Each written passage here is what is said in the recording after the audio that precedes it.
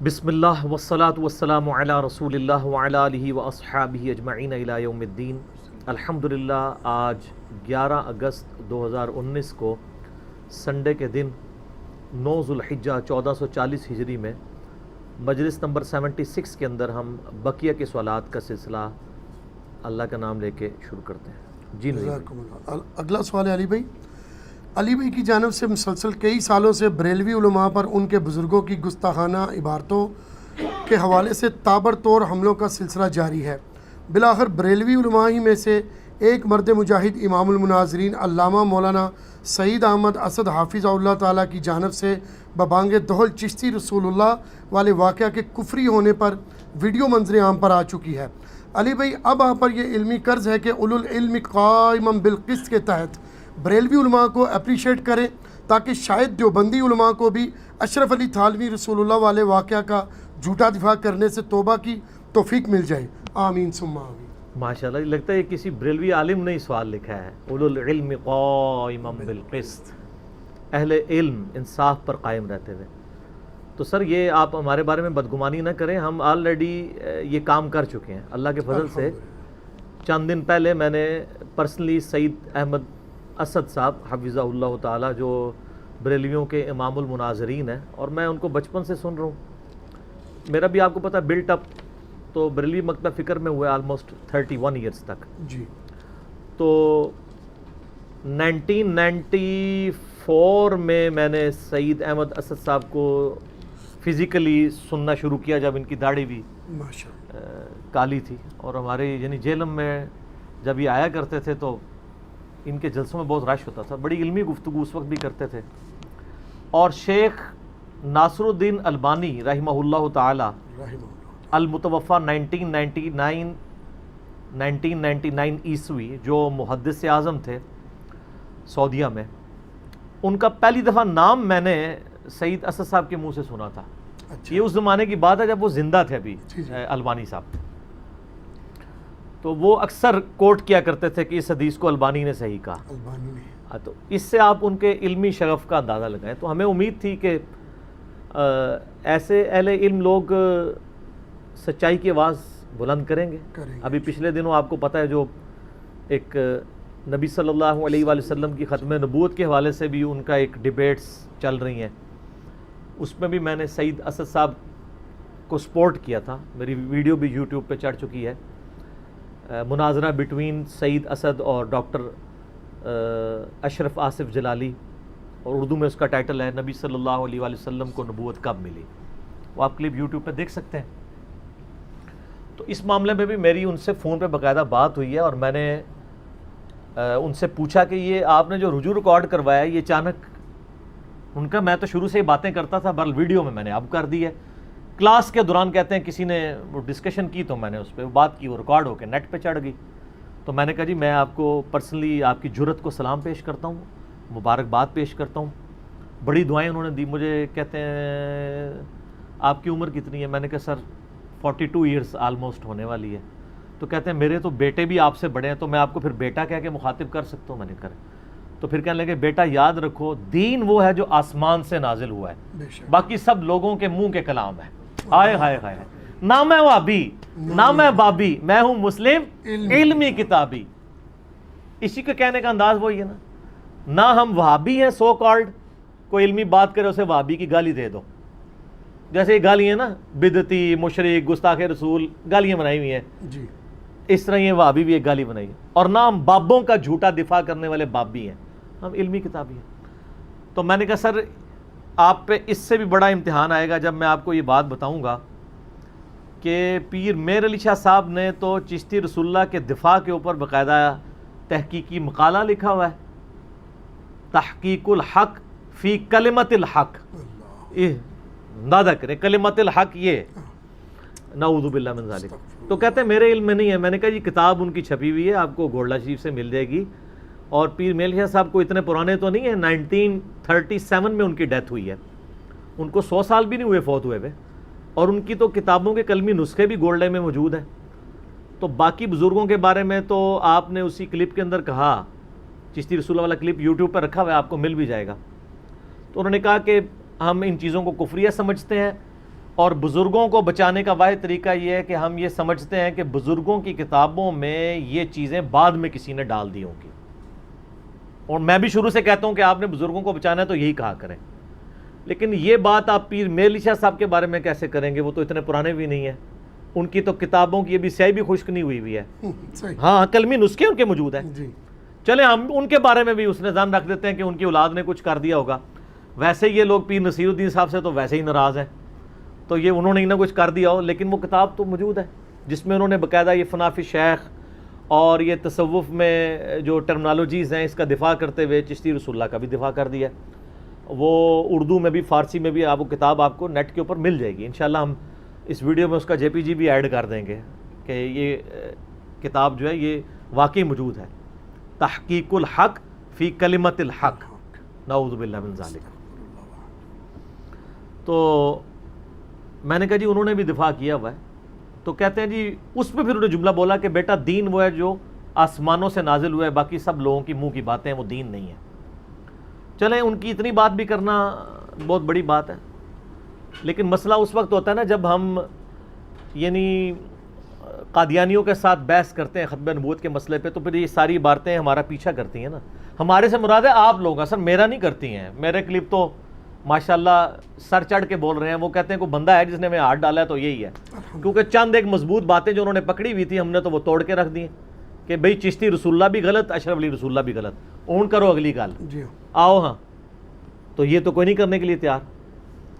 تو باقی پیر میر علی شاہ صاحب کی جو کنٹریبیوشن ہے قادیانیت کے خلاف، میں اس کی دل سے قدر کرتا ہوں، اور میں سمجھتا ہوں کئی معاملات میں کافی ماڈریٹ اسکالر تھے وہ، ان کا ماڈریٹ ہونا کے لیے یہی کافی ہے کہ ایک طرف تو وہ اپنی کتاب میں محمد بن الوہاب صاحب کو شیطان کا سینگ اور نجدی لکھتے ہیں، وہ ابن عابدین شامی کی تقلید کرتے ہوئے بغیر تحقیق کے، لیکن دوسری طرف اسی زمانے میں ایک اہل حدیث عالم ثناء اللہ امرتسری جو کہ اس وقت قادیانیوں کے خلاف لیڈ کرنے والے علماء میں سے ایک تھے، جو بندی علماء بھی تھے، احمد بریلوی صاحب تو سب سے فرنٹ پہ لیڈ کر رہے تھے کیونکہ انہوں نے حسام الحرمین میں پہلا فتویٰ غلام احمد قادیانی پہ دیا تھا، دیوبندیوں نے تو بعد میں دیا، اور یہاں سے یعنی اہل حدیث کی طرف سے ثناء اللہ امرتسری تھے، پیر میر علی شاہ صاحب بھی یعنی منظر عام پہ آئے اور انہوں نے ایک کتاب سیف چشتیائی لکھی، پھر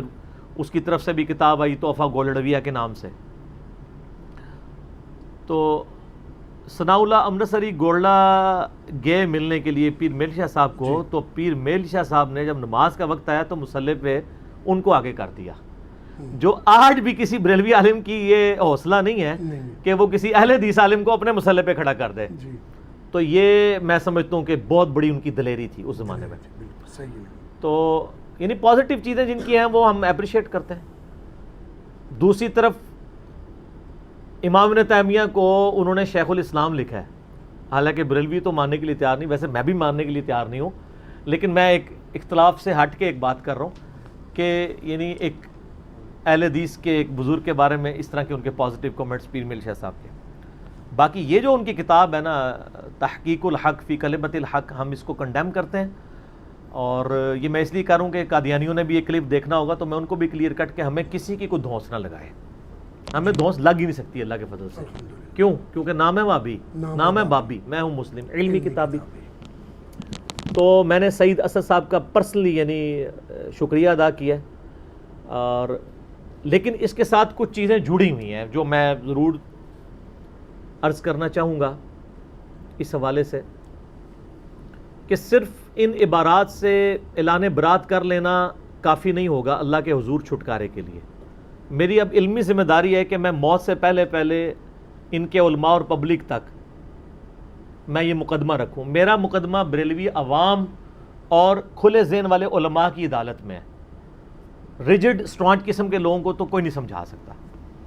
میں مقدمہ ان کے سامنے رکھوں گا کہ ایسی کتابیں جن میں ایسی گستاخانہ باتیں لکھی ہوئی ہیں، وَأَنْتُمْ تَعْلَمُونَ، اور تم جانتے تو ہو، جو بندیوں کو گستاخانہ عبارتوں پہ منوانا پڑے تو یہ مشکل کام ہے، کیونکہ ان کے اپنے بزرگوں سے جو کچھ ہوا، جس کے رد میں حسام الحرمین آئی، اور پھر انہوں نے جھوٹا دفاع کر کے المہند المفند لکھی، یہ 1905 میں آئی حسام الرمین اور 1906 میں آئی المہند علی المفند.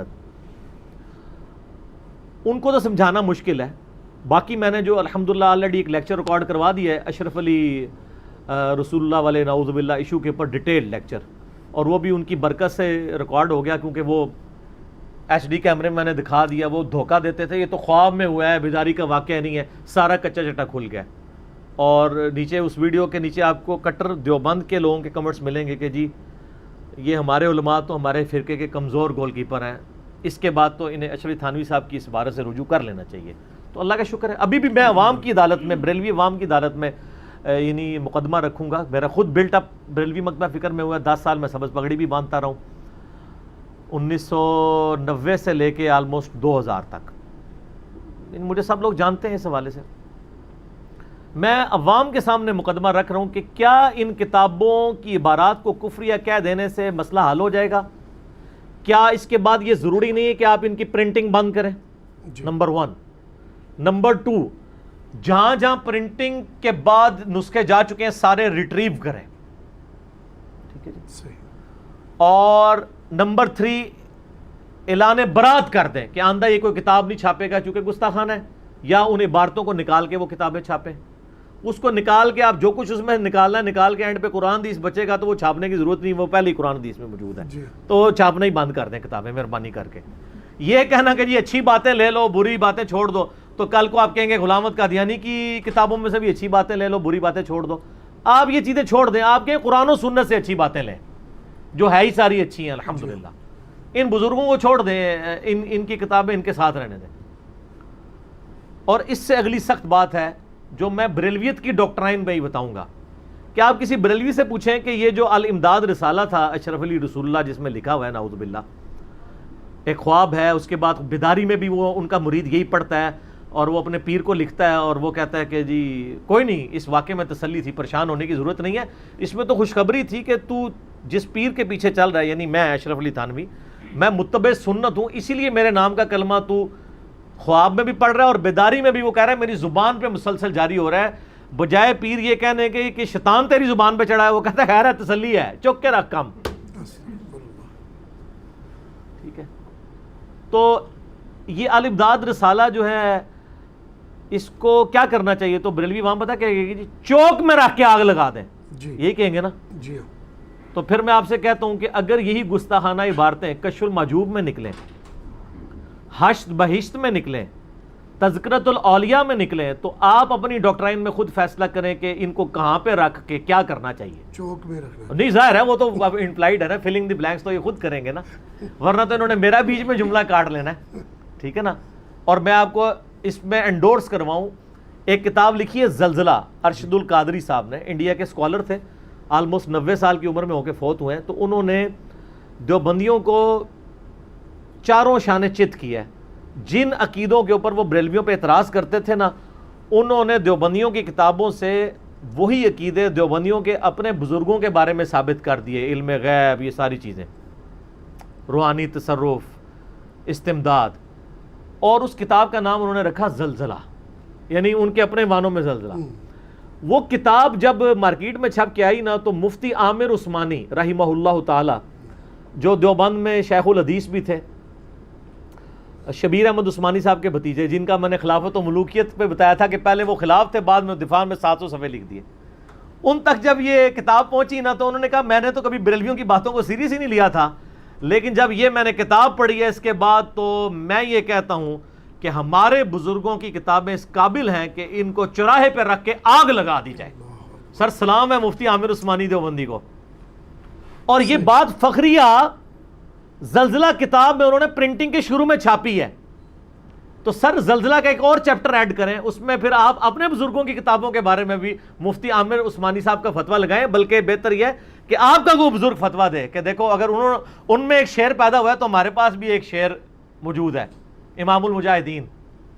وہ مجاہد اس طرح سامنے آئے نا کوئی, امام المجاہدین یا امام المناظرین یا کسی بھی نام سے, کہ جی اس نے کہا ہاں جی ہماری کتابیں بھی اس قابل ہیں, جس طرح مفتی عامر عثمانی نے کہا کہ ان کے بزرگوں کی کتابیں اس قابل ہیں, ہمارے بزرگ نے بھی کہہ دیا کہ ہماری کتابیں. تو سر پھر پتہ چلے گا نا. ابھی تک بہرحال ان کا نمبر اوپر جا رہا ہے کہ انہوں نے کم از کم یہ کیا ہے. تو یہ کتابیں ریٹریو ہونی چاہیے، یعنی میں تو یہ مشورہ دوں گا. باقی اس معاملے میں ایک موقع غنیمت جانتے ہوئے تھوڑا سا اس کو جو ہماری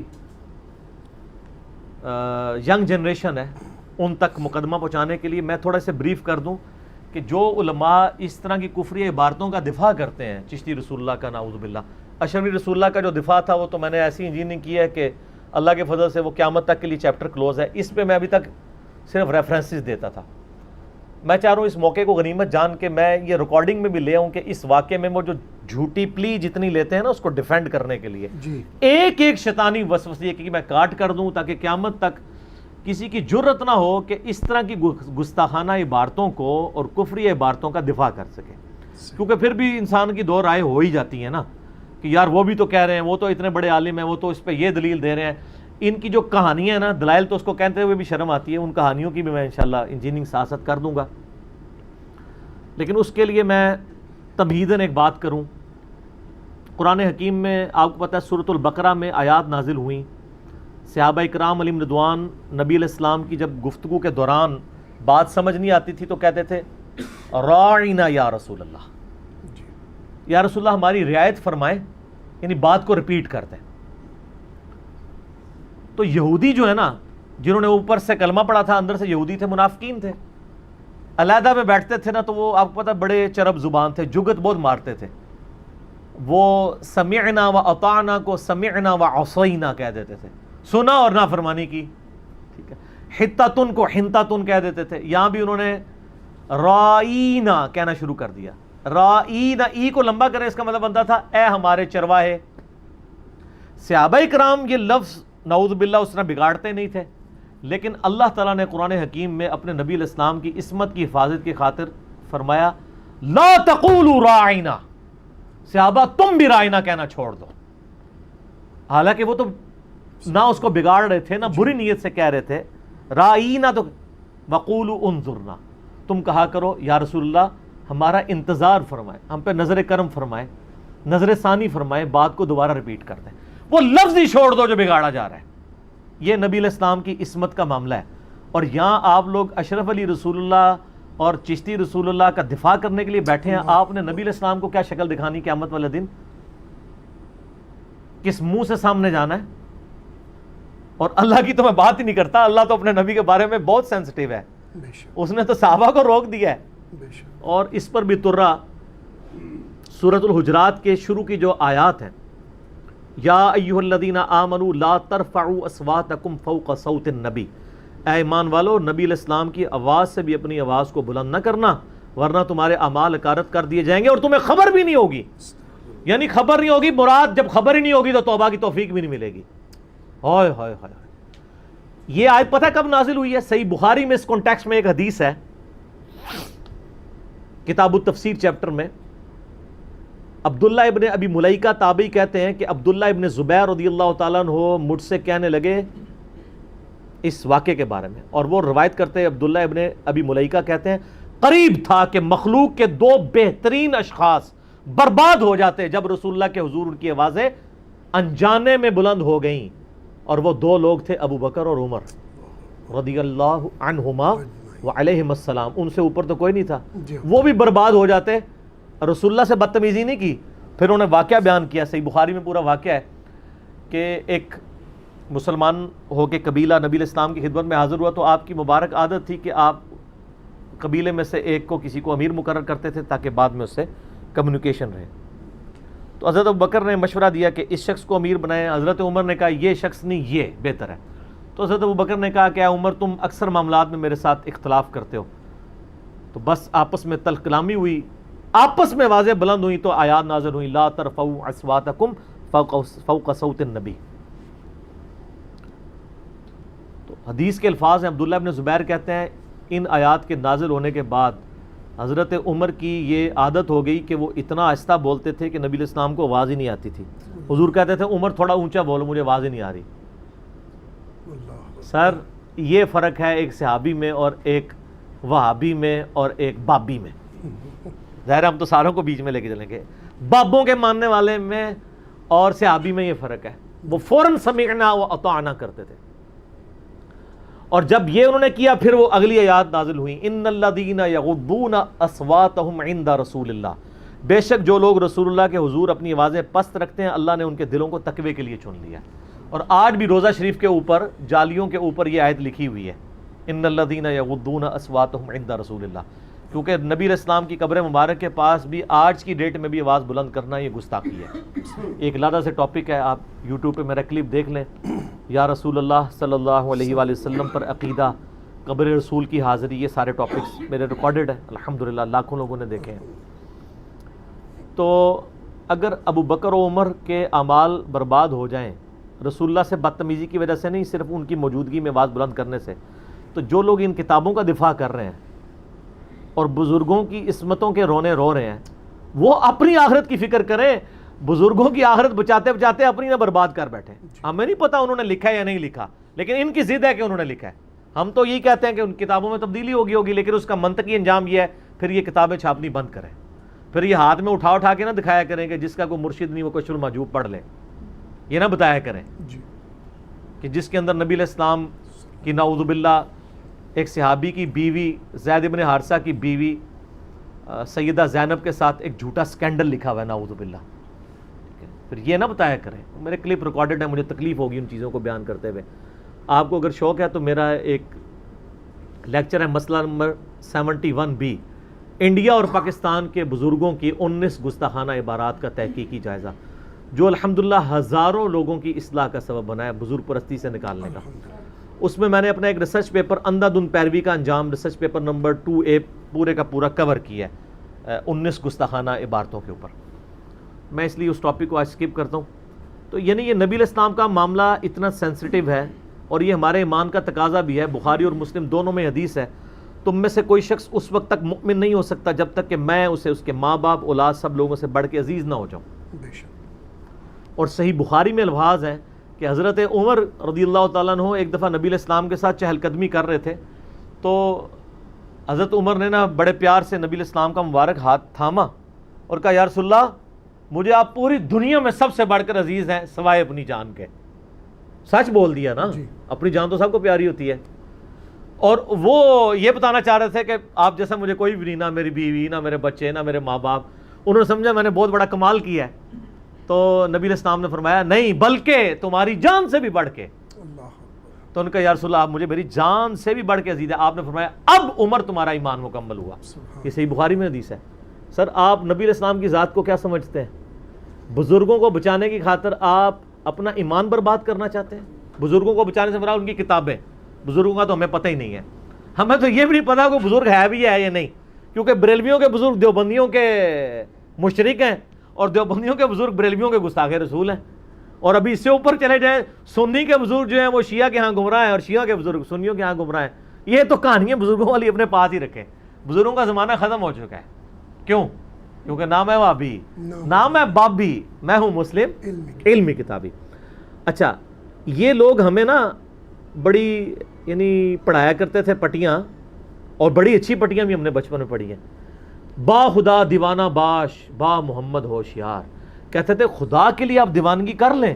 اور فخریہ کہتے تھے منصور الحاج نے ان الحق کہا تھا، اگر وہ آنا محمد کہتا تو وہ کافر ہو جاتا، کیونکہ دیوانگی صرف اللہ کے ساتھ ہوتی ہے رسول اللہ کے ساتھ نہیں. یہ ہمیں پڑھایا کرتے تھے. تو سر جو لوگ چشتی رسول اللہ اور اشرف علی تھانوی رسول اللہ کہتے رہے ہیں یا کہلواتے رہے ہیں، اب آپ کو با خدا دیوانہ باش با محمد ہوشیار بھول گیا. تذکرۃ الاولیاء میں نے بتایا کہ بازید بستامی سے پوچھا گیا کہ قیامت والے دن جو لواء الحمد ہے، شفاعت کا جھنڈا، وہ نبی علیہ السلام کے ہاتھ میں ہوگا. تو وہ کہنے لگے کہ قیامت والے دن محمد اور تمام انبیاء میرے جھنڈے کے نیچے ہوں گے.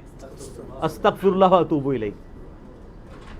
اور پھر وہ مصنف تذکرۃ الاولیاء کا ساتھ خود لکھتا ہے کہ پتہ نہیں لوگ کیوں حضرت صاحب کو برا بھلا کہتے ہیں، ان کے دلوں میں تو رسول اللہ کی بڑی عزت تھی.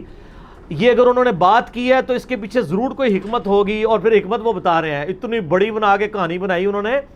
وہ کہتے ہیں حکمت یہ ہوگی کہ اصل میں یہ بایزید کے منہ سے اللہ بول رہا تھا، تو اللہ کا جھنڈا تو رسول اللہ سے بڑا ہی ہوگا نا. اوئے ہوئے ہوئے ایک کہانی نو چھپانے واسطے کڈی وڈی کہانی اور بنائی. بزرگ کو بچانے کی خاطر اپنا بھی ایمان لگا دیا داؤ پہ. اگر انہوں نے لکھا ہے 1 ٹن حسن ظن رکھتے ہوئے, حسن ظن رکھنا پڑتا ہے نا, 1 ٹن کہ اگر انہوں نے لکھا ہے, ہم یعنی چھوڑتے ہیں, وہ کہتے ہیں بزرگوں کو برا کہتا ہے. سر آپ کو ایسے بزرگ ان کی کتابیں مبارک ہو, ہم تو اپنے رسول اللہ کے ساتھ جڑے ہیں. ما ضل صاحبکم وما غوا, تمہارے نبی نہ کبھی بہہ کے ہیں نہ کبھی بہرا چلے ہیں. تو وہ الٹا دفاع کرتے ہیں, وہ کہتے ہیں جی وہ اللہ بول رہا تھا. یہ تو ہم نبی علیہ السلام کے بارے میں عقیدہ نہیں رکھتے, وہاں بھی ہم کہتے ہیں وما ینطق عن الہوی ان ہوا الا وحی یوحی. نبی علیہ السلام خواہش نفس سے کچھ نہیں کہتے, وہ وہی کہتے ہیں جو ان کو وحی کی جاتی ہے. اللہ ان کے منہ سے نہیں بولتا, اللہ وہی نازل کرتا ہے اور وہ بیان کرتے ہیں. اور ان کا کیا عقیدہ ہے, پھر ان کو با خدا دیوانہ باش با محمد ہوشیار بھول جاتا ہے. پھر اس میں وہ الفاظ ہیں, وہ باقاعدہ لوائی اعظم من لوائی محمد, میرا جھنڈا محمد کے جھنڈے سے بڑا ہوگا. یہ بول کے بھی پھر کیسے تعویل رہ جاتی ہے؟ کیا قیامت الدین 2 جھنڈے ہوں گے؟ صحیح مسلم اٹھا کے دیکھیں, نبی علیہ السلام نے فرمایا قیامت والے دن شفاعت کا جھنڈا میرے ہاتھ میں ہوگا. تو یہ کہتے ہیں وہ اللہ کے جھنڈے کی بات کریں, اللہ کا جھنڈا تو آلریڈی رسول اللہ کے ہاتھ میں ہے. تو اڑے بابا جی کتوں آگے بیچ, ٹھیک ہے.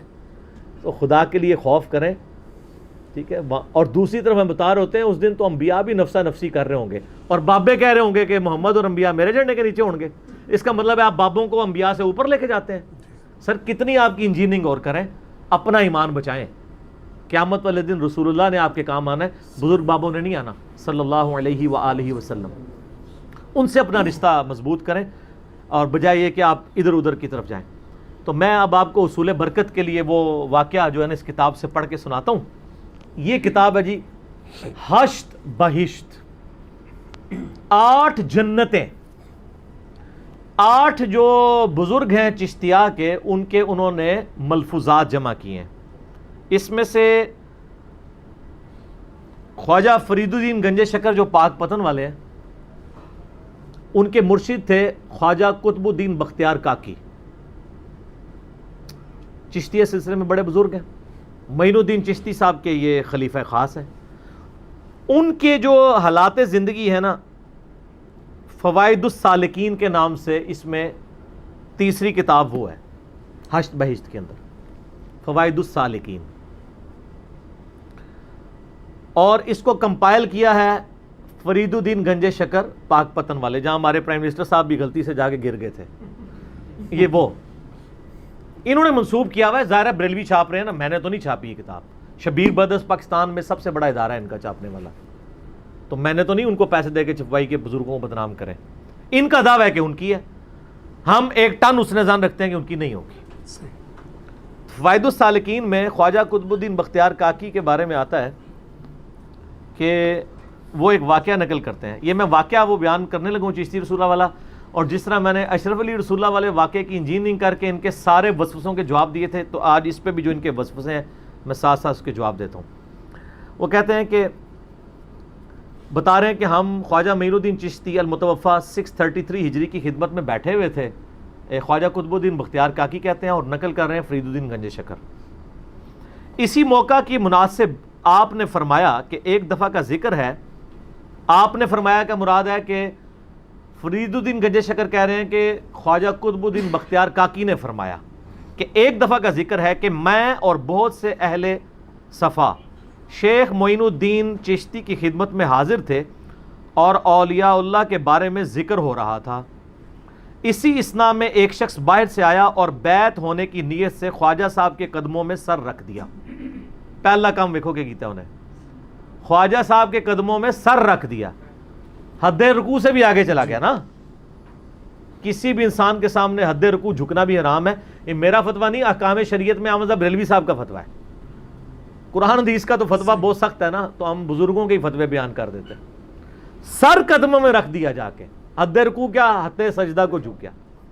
جامعہ ترمذی میں حدیث ہے, جس شخص کی یہ خواہش ہو کہ اس کے سامنے لوگ ہاتھ باندھ کے کھڑے ہوں, وہ بھی اپنا مقام دوزخ میں دیکھ لے. ہائے ہائے ہائے. اور جامعہ ترمذی میں حدیث ہے, انس ابن مالک کہتے ہیں ہمیں ایک ایسا شخص تھا کہ جو ہمیں ہماری ہر چیز سے بڑھ کر محبوب تھا, لیکن جب وہ ہم میں تشریف لاتے تھے ہم ان کے استقبال میں کھڑے بھی نہیں ہوتے تھے, اور وہ محمد رسول اللہ تھے صلی اللہ علیہ وآلہ وسلم, کیونکہ ہمیں پتا تھا کہ وہ اس سے ناراض ہوتے ہیں. رسول اللہ کے استقبال کے تو صحابہ کھڑے نہ ہوں اور آپ اپنے بابوں کے سروں میں جا کے یعنی سر دے دیں ان کے قدموں میں جا کے. ٹھیک ہے جی. آپ نے فرمایا بیٹھ جا. وہ بیٹھ گیا اور اس نے عرض کی کہ میں آپ کی خدمت میں مرید ہونے کے واسطے آیا ہوں. شیخ صاحب اس وقت اپنی خاص حالت میں تھے, وہ کہتے ہیں جذب کی کیفیت میں تھے. آپ نے فرمایا کہ جو کچھ میں تجھے کہتا ہوں وہ کہو اور بجا لا, تب مرید کروں گا. تو ویسے تو وہ تو بیچارہ یہی ایکسپیکٹ کر رہا ہوگا کہ کوئی اللہ رسول کا نام پڑھوائیں گے. اس نے عرض کی کہ جو آپ فرمائیں گے میں بجا لاؤں گا, بجا لانے کو تیار ہوں. آپ نے فرمایا کہ تو کلمہ کس طرح پڑھتا ہے؟ اس نے کہا لا الہ الا اللہ محمد رسول اللہ صلی اللہ علیہ وآلہ وسلم. آپ نے فرمایا یوں کہو لا الہ الا اللہ چشتی رسول اللہ نعوذ باللہ من ذالک. اس نے اسی طرح کہا. خواجہ صاحب نے اسے بیعت کر لیا.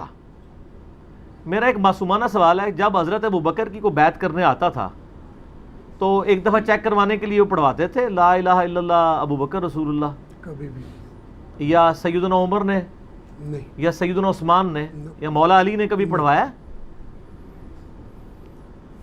ہائے ہائے ہائے.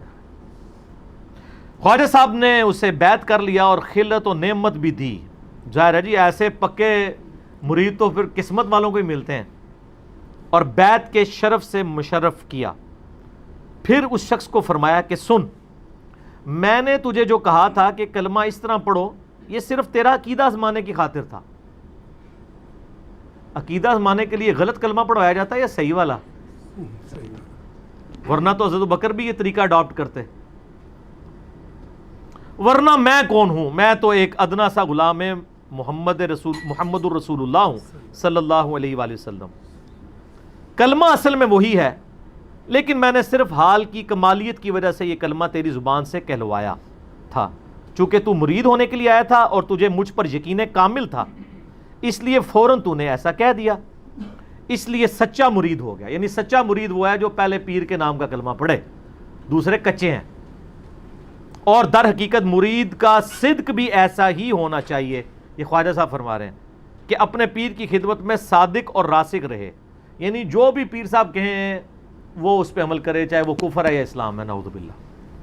آپ حیران ہوں گے کہ اس واقعے کے اوپر وہ کیا کیا لیم ایکسکیوز. ایک تو وہ کہتے ہیں دیکھیں نا جی انہوں نے بعد میں کہہ دیا نا اصل کلمہ وہ تھا, تو اس میں رجوع ہو گیا. نہ, پرانیاں گلاں, پرانے فرقے, پرانے بزرگ, پرانے بانے.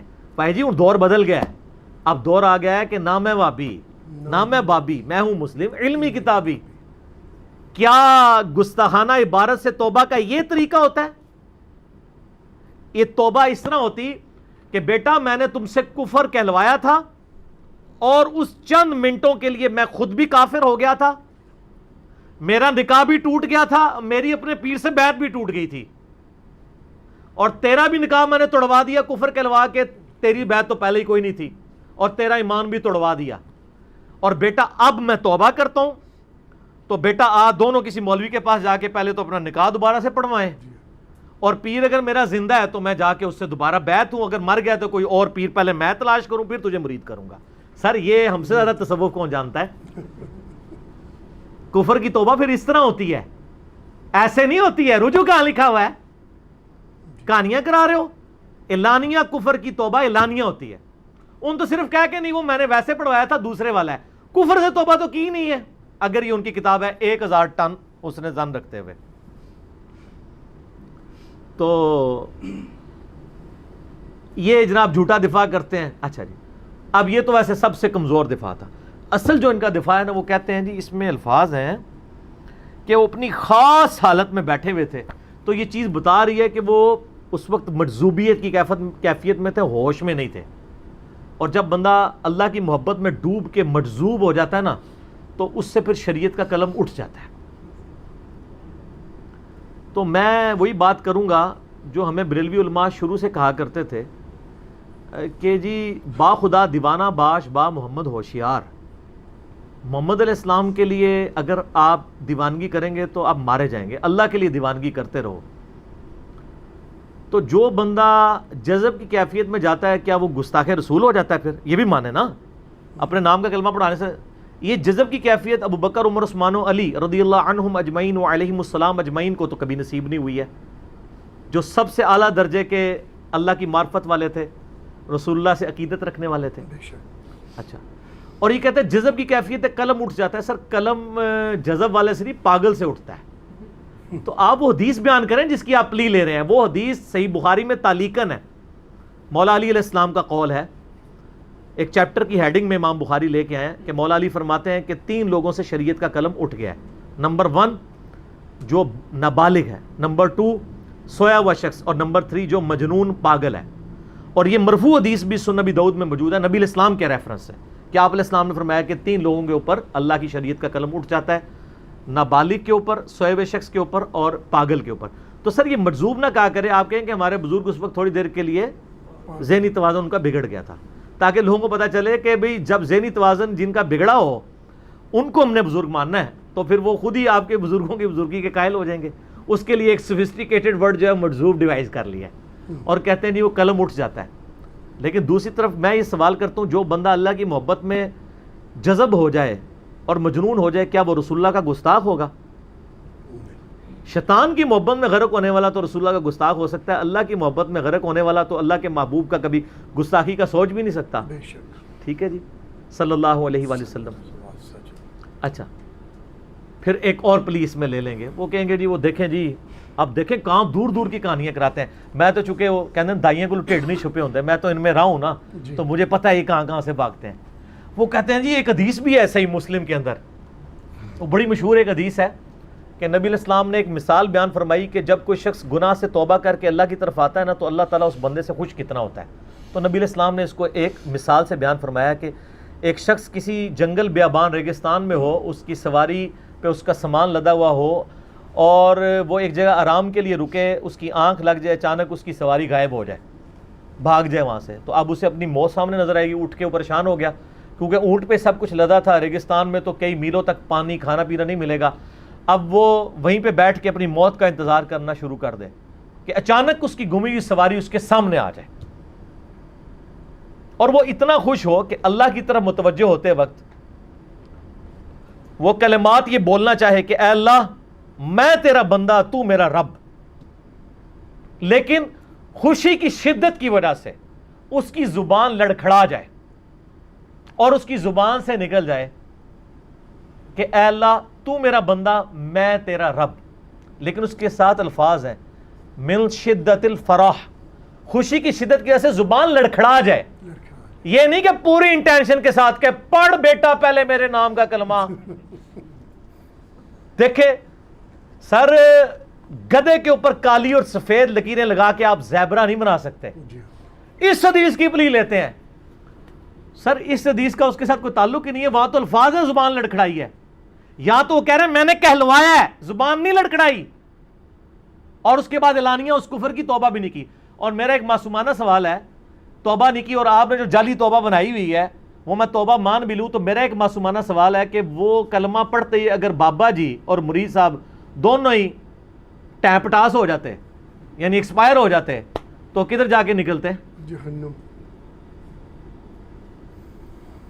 کیا کوئی شخص رسک لے سکتا ہے کہ کلمات کفر بولے وہ اگے لمحے کا نہیں کسی کو پتا؟ تو توبہ اس میں کوئی نہیں، آپ خام خواہ توبہ بناتے پھریں.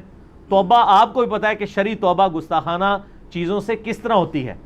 اس کو توبہ کرنے کا طریقہ یہ نہیں ہوتا کہ جی میں نے تو ویسے پڑھوایا تھا چیک کرنے کے لیے. تو یہ اس طرح کے نا جھوٹے ایکسکیوزز اور پلی لیتے ہیں اور اس طرح کے نا واقعات، اور اسلام کی بنیاد پہ حملہ کر رہے ہیں. بخاری و مسلم کی متفق علیہ حدیث ہے کہ اسلام کی بنیاد 5 چیزوں پہ ہے. نمبر 1 کہ تو گواہی دے لا الہ الا اللہ محمد رسول اللہ. نمبر 2 نماز قائم رکھو. نمبر 3 زکوٰۃ ادا کرو. نمبر 4 رمضان کے روزے. اور نمبر 5 اگر استطاعت ہو تو اللہ کی راہ میں حج کرنا. تو سر یہ تو اسلام کی بنیاد پہ آپ حملہ کر رہے ہیں اور آپ اس کو کیجول لے رہے ہیں. تو یہ اس طرح کے جھوٹے ایکسکیوزز بناتے تھے. تو میں نے کوشش کی ہے کہ میں اس کی تھوڑی سی انجینئرنگ کر دوں تاکہ کل کو کوئی یہ نہ کہ جی ہماری بھی دلیل تھی وہ ذکر نہیں کی ہے.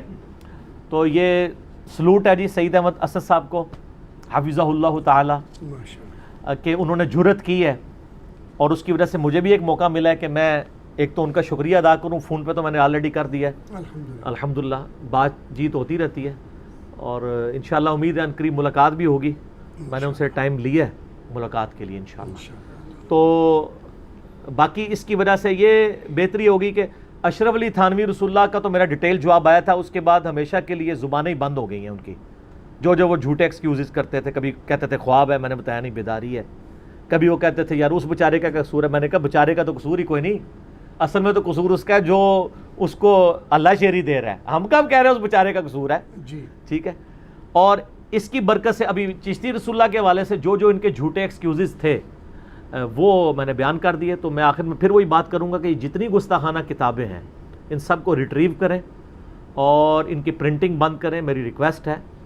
اور میں ایک قطن یعنی سیدنا عمر اگر آج زندہ ہوتے ان کتابوں کے ساتھ اور ان کتابوں کے چھاپنے والوں کے ساتھ اور ان بابوں کے ماننے والوں کے ساتھ، اور اگر واقعی بابوں نے ایسا کیا ہوتا اور ان بابوں کے ساتھ کیا کرتے تلوار سر، وہ آپ کو تو پتہ ہے پھر کیا کرتے وہ، تو سر میں کوئی سخت نہیں ہوں، میں تو حضرت عمر والی بات ہی نہیں کر رہا ہوں، میں تو صرف یہ کہہ رہا ہوں سر پرنٹنگ روکیں، مہربانی کریں، ختم کریں ان کو چیزوں کو، بس اب کہانی ختم کریں، اب دور بدل چکا ہے۔ اور میں آپ کو بتاؤں میں اپنے بھائیوں کو اکثر بتاتا ہوں کہ ہماری دعوت جو گراس روٹ لیول تک پہنچی ہے نا، اس میں ٹاپ آف دا لسٹ جو چیزیں ہیں نا وہ گستاخانہ عبارتیں ہیں جو میں نے اس ایشو کو اٹھا کے بغیر تکفیر کیے مسلمانوں کی، ان کو اپنا بھائی سمجھتے ہوئے عوام الناس کی عدالت میں، میں نے دیوبند کی پبلک کی عوام میں مقدمہ رکھا ہے، بریلویوں کی پبلک کی عوام میں مقدمہ رکھا ہے، میں نے اہل حدیث کی پبلک میں عوام کی عدالت میں مقدمہ رکھا ہے،